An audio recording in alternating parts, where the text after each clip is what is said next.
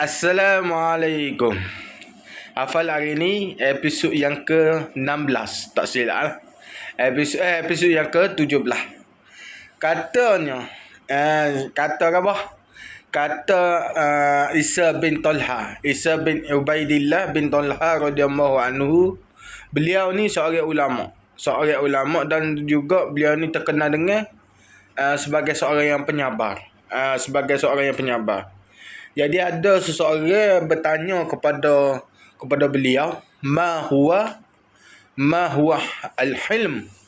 Apakah iaitu kehormatan? Lepas tu Isa bin Ubaidillah bin Talha ni jawab, apa kehormatan itu?